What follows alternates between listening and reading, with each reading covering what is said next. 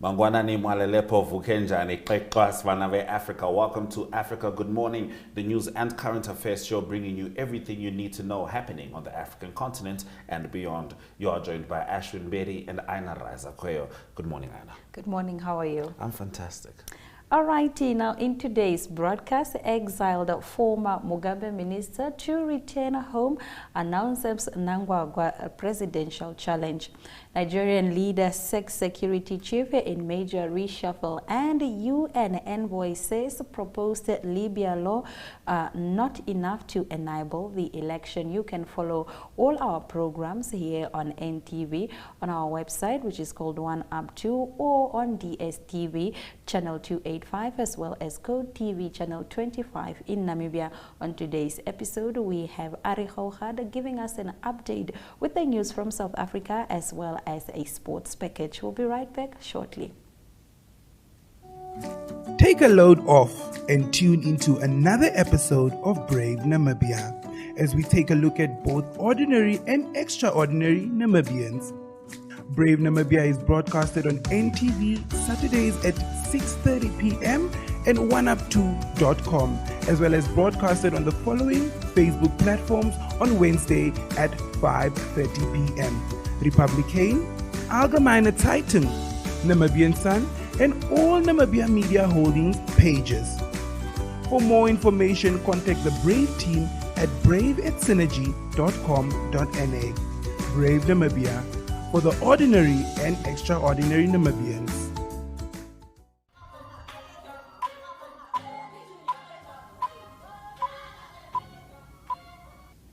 We start off our top stories from the House of Stone. Exiled former Mugabe minister to return home and announces Mnangagwa presidential challenge. A seasoned minister and political commissar under the late former Zimbabwe strongman Robert Mugabe survivor Kasukuwere has announced his candidature for presidency in general election slated for 23 August. I accept the call to run for president of the Republic of Zimbabwe. 53-year-old Kasukuwere, who have been in exile in South Africa since November 2017, announced in a statement. He briefly returned home a year after the coup but fled to South Africa again. Kasukuwere threw his hat into the ring 2 days before the nomination court convenes. And now Nigeria's President Bola Tinubu on Monday forced out the country's security chiefs and the head of police in sweeping changes. The defense chief, head of the Army, Navy and the Air Force were all retired and replaced with new officers. An official statement said Tinubu had approved the immediate retirement of all service chiefs and the Inspector General of Police advisors, Comptroller General of Customs from service with immediate effect. Tinubu has also dissolved the boards of all federal government institutions, but excluding some such as the Judicial Council, the Electoral Body, and the Police Service Commission. The security changes come 2 weeks after he met security chiefs and ordered them to work jointly to tackle the challenges of terrorism, insurgency, banditry, oil theft, and piracy. Moving over to our next story, UN envoy says proposed Libya law not enough to enable election. The United Nations envoy to Libya, Abdoulaye Batli, said on Monday that proposed electoral laws had not resolved contentious issues and were not enough to allow elections. Diplomacy has for years focused on the election of a new president and parliament as key to resolving years of conflict, but Libya's rival political bodies have repeatedly failed to agree on rules. Addressing the United Nations Security Council, Batli said proposed electoral laws agreed this month by a committee drawn from Libya's 2 legislative bodies was an important step forward. Now, the number of refugees seeking asylum in Mozambique has reduced by 51% in the last 6 years, the Director General of the National Institute for Refugee Support announced on Monday. Mozambique is no longer a country of preference for refugees or asylum seekers, as was the case 6 years ago, Cremildo Abreu told Lusa on the sidelines of a press conference called by the United Nations High Commissioner for Refugees as part of the World Refugee Day to be held on Tuesday.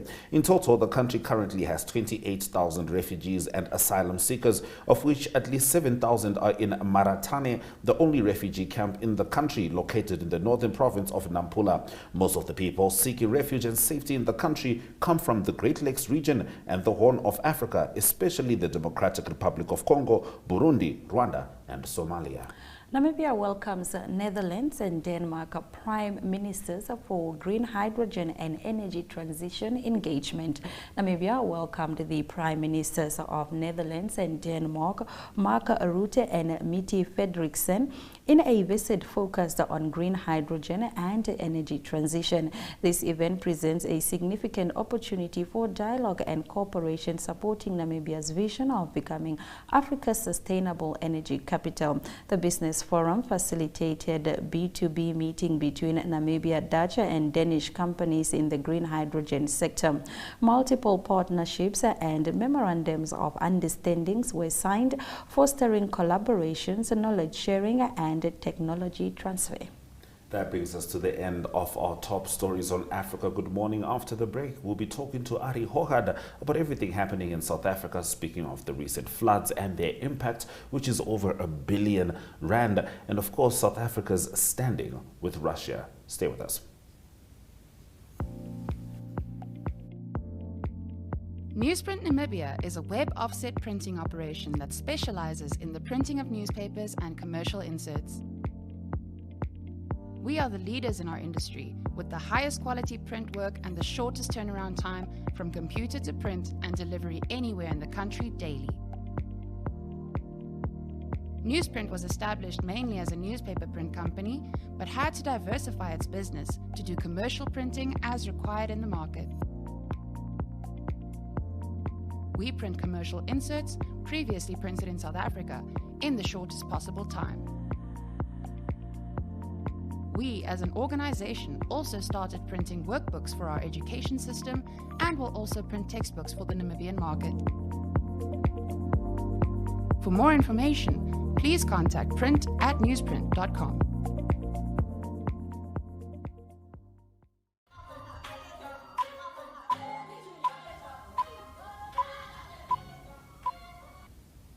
It's time for us to update you with the news from South Africa, and Ari Hohad is here to bring you your daily dose of South African news. Ari, how are you? Yes, very good morning, Anna, and everyone.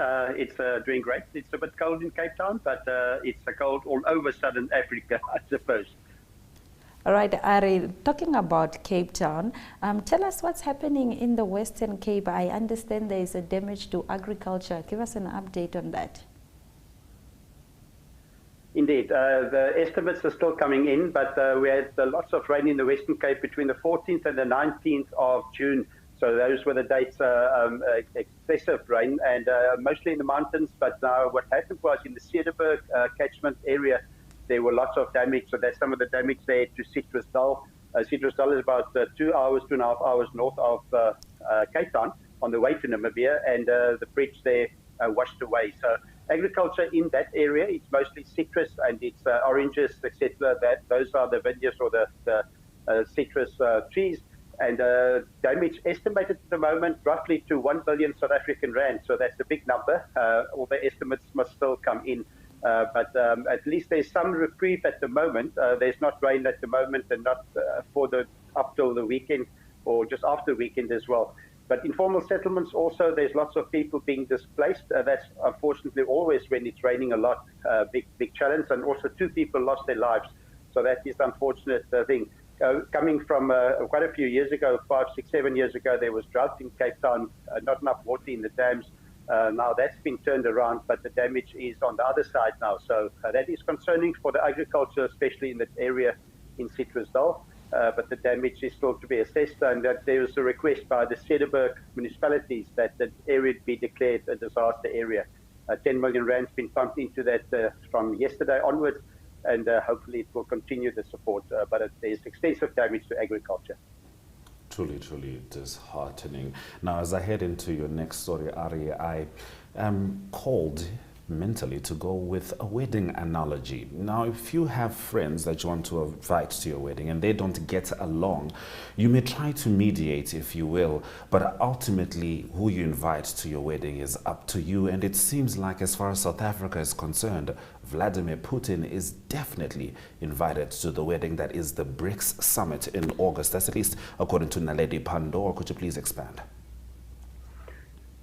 Indeed, you're correct there, Ashwin, and that was questions answered in Parliament. That's why it's trending at the moment. It was written questions in Parliament related to this. Lots of developments, of course, but one of the statements made by Lady Pandor is that the invitation to have President Putin in South Africa for BRICS was made before the ICC, the International Criminal Court, said there's a warrant of arrest. So I don't know if you always need to take that so technically on when the invitation was. I think you need to look at the current situation, but it is a tough one for South Africa. Obviously, there was lots of talks when we spoke last week, or Wednesday, about the BRICS being moved to China, and she confirmed yesterday that he's going to be in Johannesburg and the President Putin is invited. So it's all systems go as far as that is concerned. What's been happening lately was that President Ramaphosa did go to Ukraine and to Russia for peace talks. It was applauded by the Netherlands and Denmark, the Danish embassies as well. And so at least he's trying to do something, and joined by other African countries. So there's nothing happening. But it is a tricky one still for South Africa. And at the moment, the BRICS are going to continue in Johannesburg in August, and those are the 5 members of BRICS. A strong meeting coming together. At least South Africa do need the support of those BRICS countries, but the Russian-Ukraine war continues to be a challenge for South Africa. All right, now Ari, into your next story. The South African blood bank, expressed concerns about low stakes levels in South Africa, and the Western Cape is especially under pressure with this. Tell us about this. Indeed, and it's apparently it's linked to winter time, which makes sense because people are cold and it's raining and they stay inside. They don't go to donate blood, firstly, but also people do pick up flus and some colds, etc. So they just don't give blood as frequently as they want to, or they normally do. But it is a challenge in Cape Town. There's 2 days stock of the O and B levels and 3 days for the A+. So that is not perfect. It needs to be on 5 days at least. And so we all know that how important is blood for emergencies, etc. So hopefully that can be addressed. So there's a big drive in Cape Town. I saw some communication coming into my phone and to my email as well, is to, if you have time, please go to places to donate blood in Cape Town. So hopefully Cape Town will get on their feet and go and give blood. And at least, as I understand, you still get a cookie afterwards as well after you've done that. So hopefully that's still applicable. All right. Now, speaking of giving help to those who need it, could you please tell us how the MES project is helping homeless folks as they battle on in this extra cold winter in South Africa? Yeah, I thought it's good to just give focus to these amazing people that help in the centres where it's really tough and difficult when it's winter time. And there's lots of homeless people on the street, sometimes often not on their own account as well. So it's very difficult. That's what a typical rainy day in the Cape will look like, and it's cold and wet. There's MES do have 3 centres in Johannesburg, Cape Town, and in the Eastern Cape.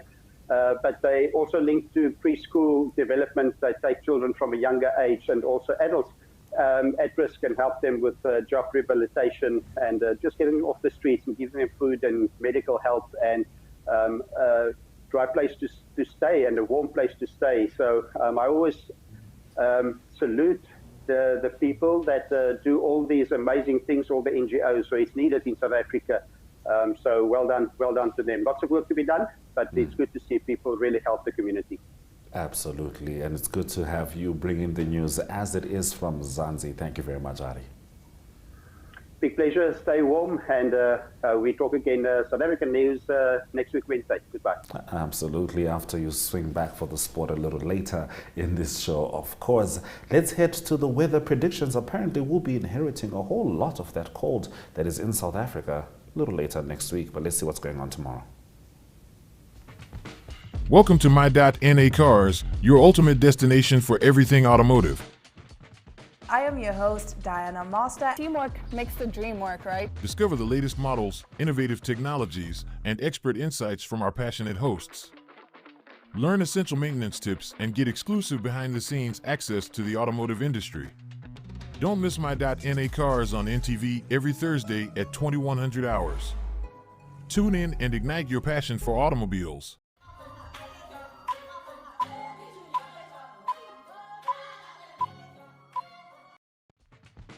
Welcome to My.NA Car.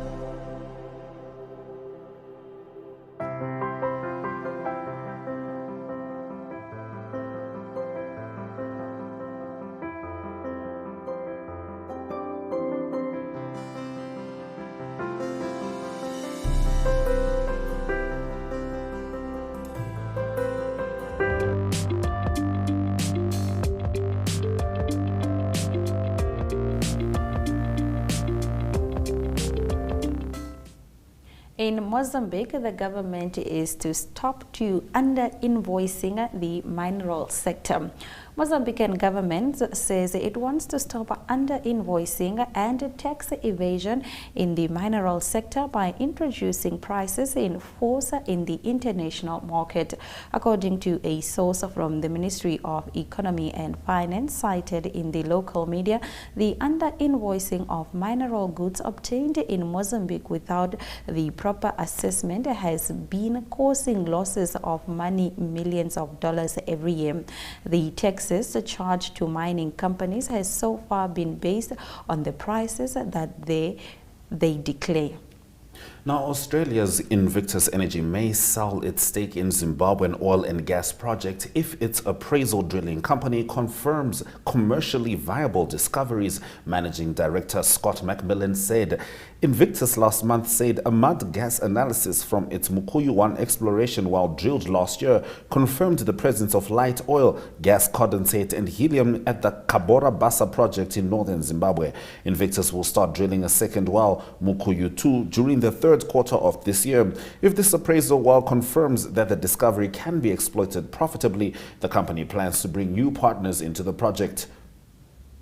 That brings us to the end of our economic news stories. We'll be heading into the indicators.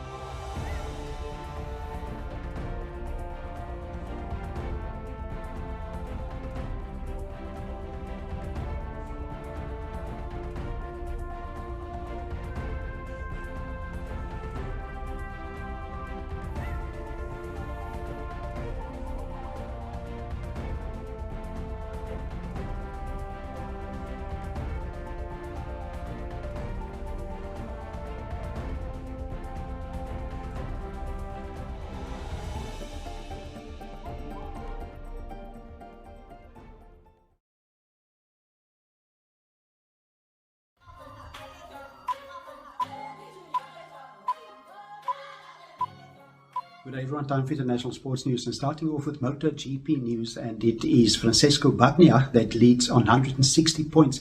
That's on the standards, the general classifications, that's after the German MotoGP Grand Prix. It was Jorge Martin that won the Grand Prix. He is from Spain. He drives on a Ducati, and Jorge Martin is now second on the overall list on 144 points. What happened in Germany is that Jorge Martin of Spain won a very tight race. As always, it is Francesco Bagnaia of Italy second. They're both on a Ducati, and also on a Ducati in third position was Johan Zarco of France. Third on the general classifications at the moment is Marco Bezzecchi of Italy on 126 points. And Southern African interest, it is Brad Binder that remains in fifth position, or remains on 96 points. He's down to fifth position now. He unfortunately had a fall in the German Grand Prix. That was with a few laps to go still. He was in third position then, and he had medical treatment as well after that fall. But he is okay, and he will be able to race in the next MotoGP coming up this week. The next one will be in the Netherlands. It's just across the border from Germany. It is in the northeastern side of Netherlands. It is called Essen, and it's called the TT Essen MotoGP, and that will be this coming Sunday, the 25th of June. Moving on to tennis news, a few tournaments that was played on grass. It's leading up to Wimbledon. That will start in a few weeks' time. And it is the Nottingham Open that was played. Men and women played in the tournament, or there was a men's and women's division. At the Nottingham Open women's final was contested between two players from Britain, the first time in 46 years that happened. And it is Katie Boulter of the UK, of Britain, that won the tournament. She beat Judy Bourage by 6-3 and 6-3 in the final. Lots of top seeds fell out early in the tournament. The number one seed was Maria Sakkari of Greece, and the number two seed in the tournament was Beatriz Haddad-Maia of Brazil, but they fell out of the tournament quite early. In the men's side of the Nottingham Open, it was also Britain that won. It's Andy Murray. He beat Arthur Cassot of France in the final by 6-4 and 6-4. Not all the top players on the men's side of world tennis played in this Nottingham Open. Many of them played at the Stuttgart Open that also finished on Sunday. The winner there, Francis Tiafoe of the USA. He was the number 3 seed, and he beat unseeded Jan-Lennard Struff of Germany in the final 4-6, 7-6 and 7-6. The number one seed in this tournament was Stefanos Tsitsipas, but he fell out early in the tournament, and it was Jan-Lennard Struff that was unseeded in the tournament, did well to play in the final, and in the round of 4 in the semi-finals, he beat Hubert Hurkacz. He was the number 4 seed. And closing off today's international sports news, it is golf news. It is the US Open that was just concluded on the men's PGA Tour. Wyndham Clark, he's the winner of the United States, and he moves up quite a bit on the world rankings. He gains 19 places. He moves up from number 32 in the world to number 13 in the world. That's his first major. He's 29 years old, and in the past he's played in 6 majors before this one. He only made 2 cuts, so it was a bit of a surprise for Wyndham Clark to win, but he did well. The best performance in a major before this win was tied for 75th. That was in 2021 in the PGA, so a great win for Wyndham Clark. What happened in the tournament was that he finished on 10 under par for the 4 rounds, 1 shot better than Rory McIlroy of Northern Ireland in second position. It is Rory McIlroy that remains number 3 in the world with his 3rd position. Number 1 in the world is Scotty Scheffler of the USA. He was 3rd in the US Open on a total of -7. Number 2 in the world is Jon Rahm. He is from Spain. So that's international sports news for today. Hope you have a great sport day, and we talk international sport again tomorrow. Goodbye.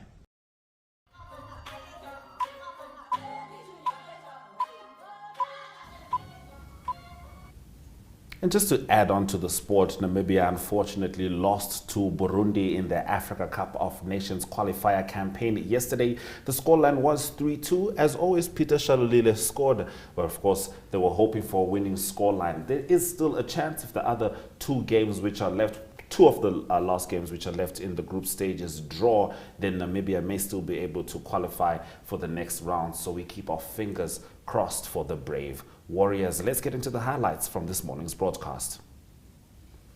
Exiled former Mugabe minister to return home announces Mnangagwa. Nigerian leader sacks security chiefs in major reshuffle. UN envoy says proposed Libya laws not enough to enable election. And Invictus may sell stake in Zimbabwe oil and gas project. Those have been our stories. We thank you very much for watching our show today. Please be reminded that Africa Good Morning screens on DSTV channel 285 as well as GoTV channel 25 in Namibia. We also welcome your remarks regarding our show. You can post them on our Twitter and Facebook pages. On that note, it's all our love, all our light.